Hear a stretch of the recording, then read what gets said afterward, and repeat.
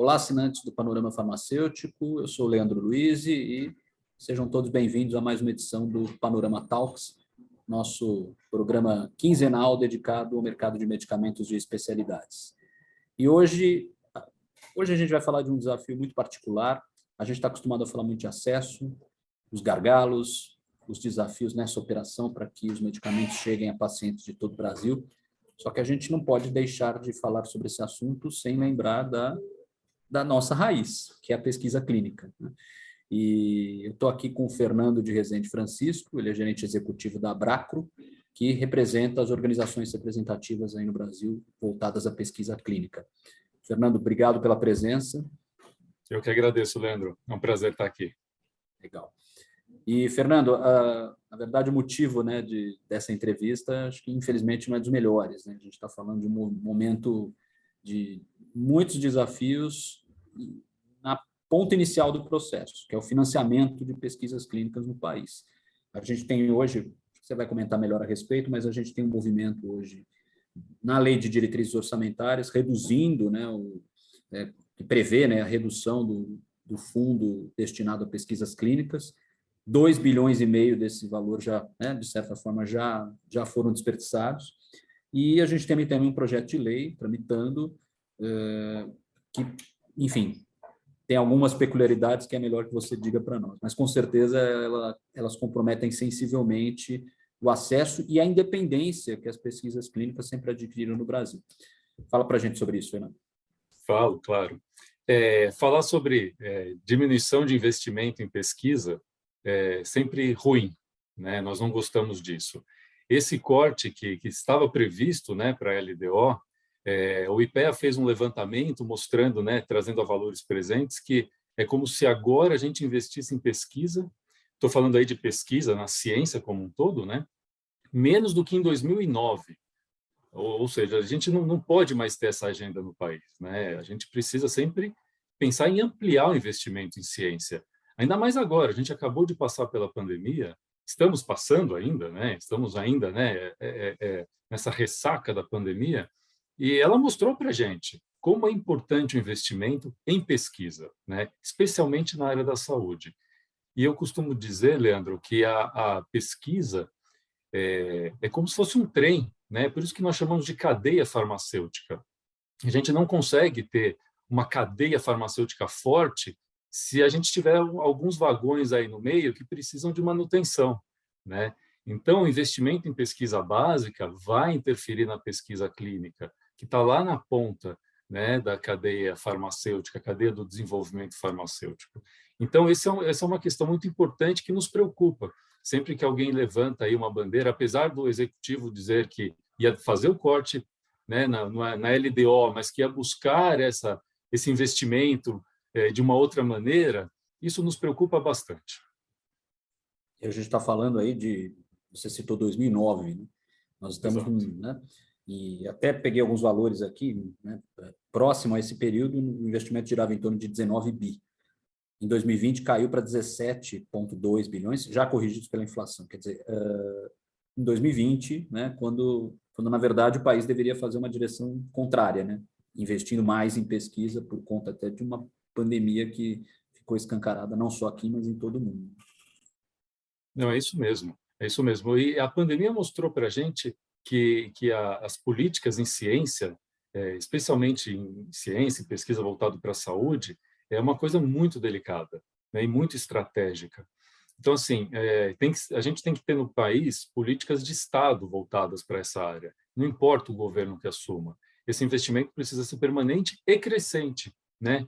É isso que a gente espera. E isso acaba protegendo, né, a população do país.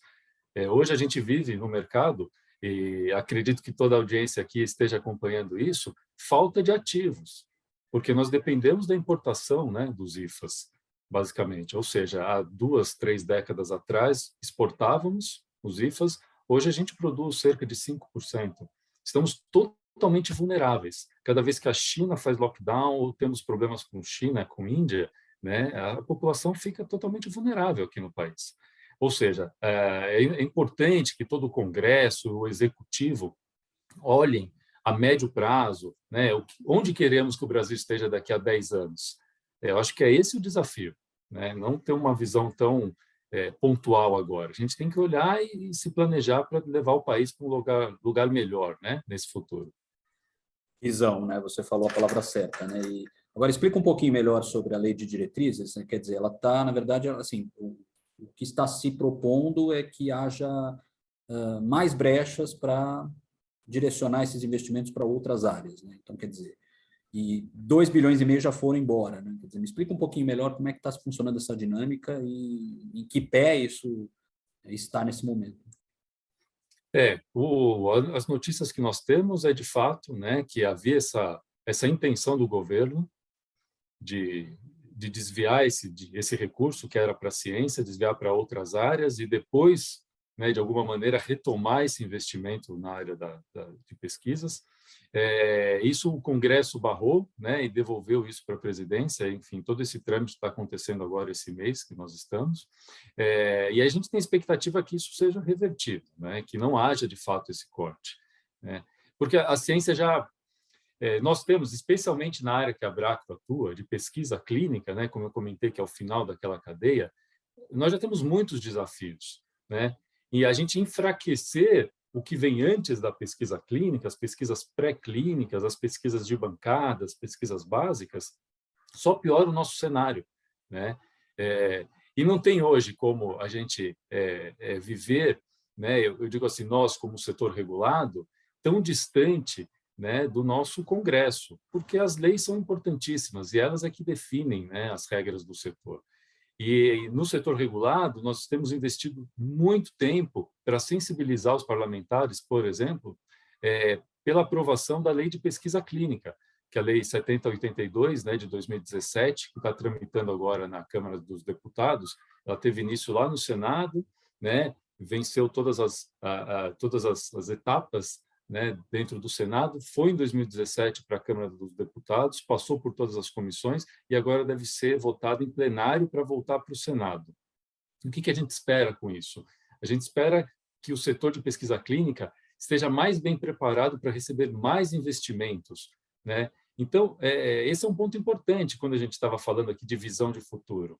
Se a gente tem uma lei que torna o setor de pesquisa clínica um setor regulado por lei, hoje ele é todo infralegal, todo por resoluções, normas, cartas circulares, né, que não tem aí muita força jurídica, a gente pode dobrar o número de estudos clínicos no Brasil de 5 a 10 anos.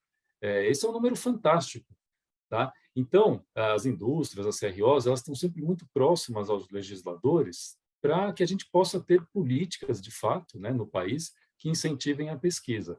E não de maneira nenhuma como falar de cortes em pesquisa, pelo contrário, né? A gente está falando de um país, né? Não é um país qualquer, é um país que é um dos 6, 7 maiores mercados farmacêuticos do mundo, Exato. em venda, em produção de medicamentos, e é o 25º em pesquisa clínica. Então, está muito claro que tem algum buraco aí que precisa ser coberto, né, literalmente.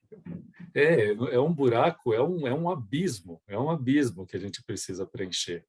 E a gente consegue preencher, esse é o ponto, né? Se olharmos hoje para o setor, por exemplo, a gente olha para a Anvisa, que faz toda a análise sanitária, né? Análise regulatória ali dos projetos de pesquisa clínica. A Anvisa ela tem uma altíssima capacidade de análise, né? O que falta à Anvisa? E essa é uma campanha que a Abracto abraça, né? É um trava-língua, né? Falar que a Abracto abraça isso, que a gente precisa ampliar o quadro de servidores da Anvisa, né? Se o Brasil quer mudar de patamar, sair aí da 25ª posição no globo de país que realiza pesquisa clínica e chegar em 10º, em 6º, em 7º lugar, a Anvisa precisa ser ampliada, precisa ter o seu quadro de servidores ampliados, né? Porque capacidade técnica eles têm. Isso está muito claro para a gente, né? Por outro lado, os estudos clínicos passam por uma análise ética também, né?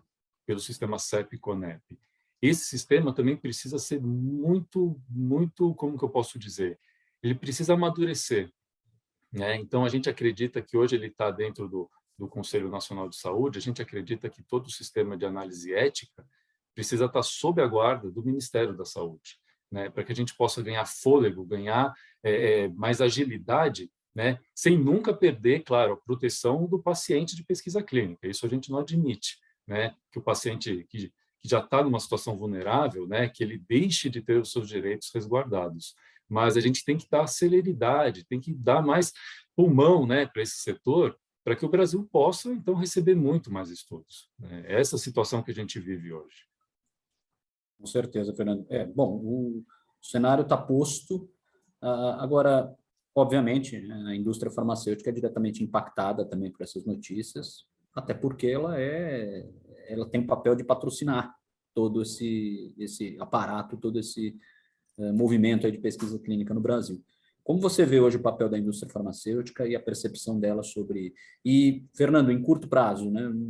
Em longo a gente sabe os desafios que estão, né, que estão colocados, mas o que fazer em curto prazo? E como a indústria farmacêutica pode atuar nesse processo? Tem bastante coisa que a indústria pode fazer. As CROs, elas são prestadores de serviço, né, que são contratados pelos patrocinadores. Isso nos coloca bem próximos, né, às indústrias farmacêuticas. Então, a Bracro, ela tem nós conversamos muito com a Interfarma, com o Sindusfarma, Grupo Farma Brasil, né, e diretamente também com algumas indústrias farmacêuticas. E a indústria está, como um todo, mobilizada, né, e acompanhando de perto esse PL, tá? Para fazer com que a gente tenha mais pesquisas clínicas no Brasil. Então, a indústria entende a necessidade, né? E vem apoiando isso de uma maneira muito forte mesmo, conversando com parlamentares, procurando sensibilizar a sociedade como um todo, pelas redes sociais, com campanhas, né? E essas têm sido também as ações que a Bracro vem tomando. Queria dar um número, Leandro, um número interessante para ilustrar isso. Vamos lá. Que a gente costuma falar muito, olha, se a gente tivesse mais celeridade nas análises dos estudos clínicos, o Brasil poderia mudar de patamar, tá? Eu vou mostrar que poderia. O Brasil hoje ele realiza globalmente em todas as áreas terapêuticas cerca de 2% dos estudos clínicos no mundo, tá? 2,1, 2, fica variando nesse percentual. Com a chegada da Covid, né, então se a gente tirar um retrato dos estudos que foram feitos entre março de 2020, né, até maio agora de 2022, e dizer o seguinte, que nesse período o Brasil foi muito rápido nas análises, tá, desses estudos, em cerca de uma semana, né, o estudo chegava, era analisado pela CONEP, pela Anvisa, e o estudo começava, né? Então, a gente saiu dos 2%, foi para quase dobramos, fomos para 3,85%. Percentualmente, parecem números pequenos, né?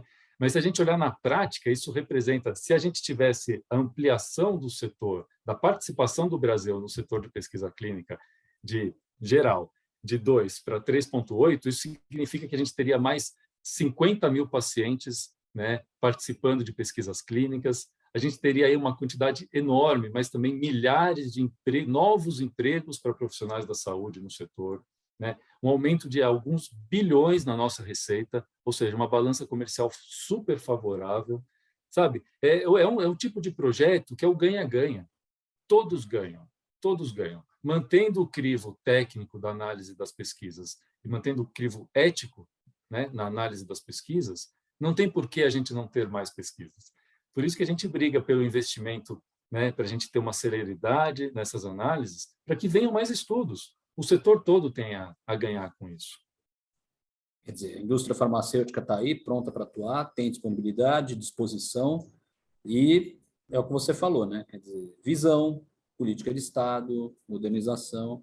Acho que o potencial está claro, é uma questão de colocar ele em prática, né? E saúde e economia, saúde e economia andando juntas, né? Isso que é tão difícil às vezes, né? A gente fica criando, tentando pelo menos, né, criar conflitos, né? E na verdade as duas andam juntas, né?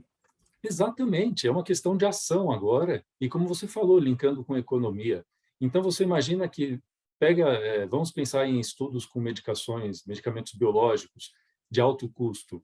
Se eu aumento a capacidade do Brasil em ter 40, 50 mil novos pacientes envolvidos em estudos com medicamentos de alto custo, automaticamente eu estou criando uma